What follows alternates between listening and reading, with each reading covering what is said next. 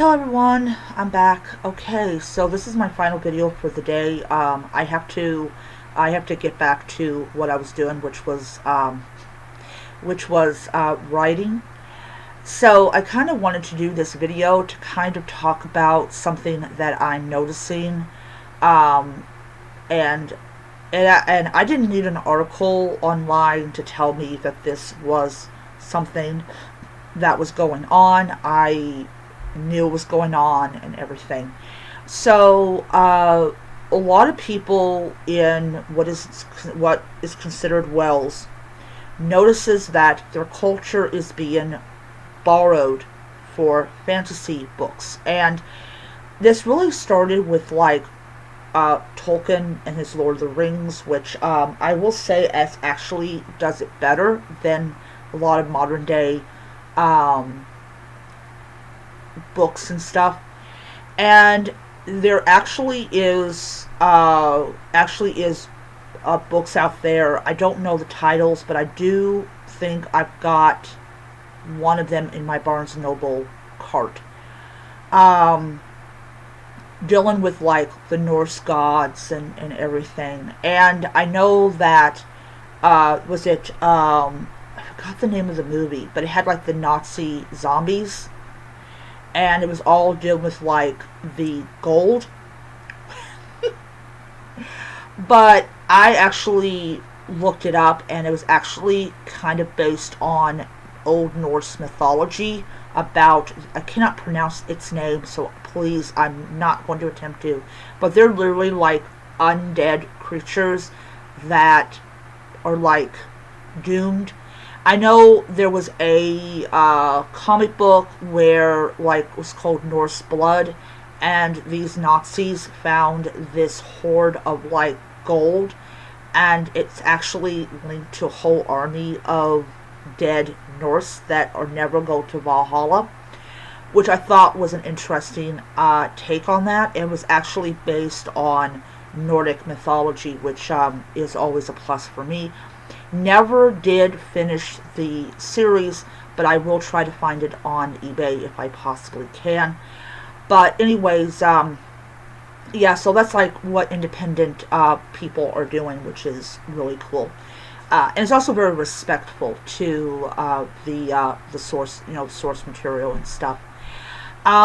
So when we're talking about borrowing from ancient cultures and stuff, it's much easier to borrow from the Norse than it is from the Celtic, especially if you're talking about language wise, the Welsh language. And it's kind of when you're an author, especially in what I do, which is fantasy. I also do cozy mysteries as well, but when you go into fantasy, it's so tempting to borrow from another culture, especially if that culture is dead, because there's 9 out of 10, if you're an independent author, nobody in Norway is going to read your book. But even with the book that I am currently currently writing, which is the Dragon Empress,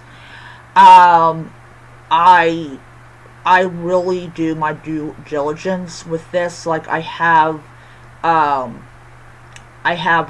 the Morgan, and the Morgan confuses the shit out of the enemy, which is what she did in mythology. And you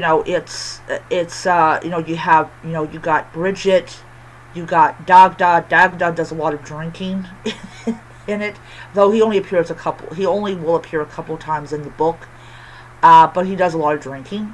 And then of course I'm going to have when they I don't really talk about it in one of the they go into this village, but in one of the chapters I'm writing in a little bit, I will be including that in it. But yeah, it's an interesting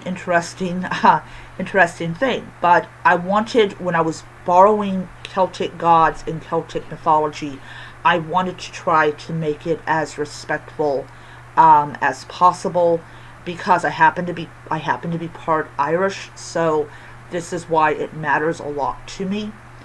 I also try to stay away from using words that I myself cannot pronounce. And yeah.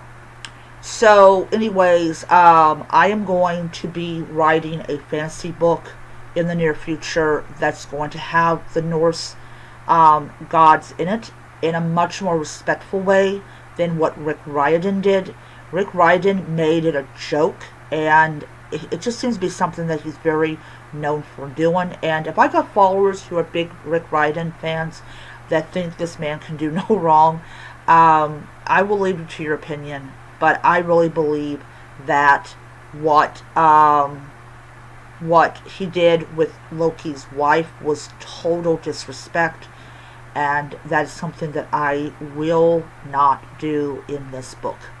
But for right now, I'm busy writing The Dragon Empress. I'm also writing a steampunk that will be having like Celtic and Egyptian gods, because it takes place during like the Victorian era, so that was big.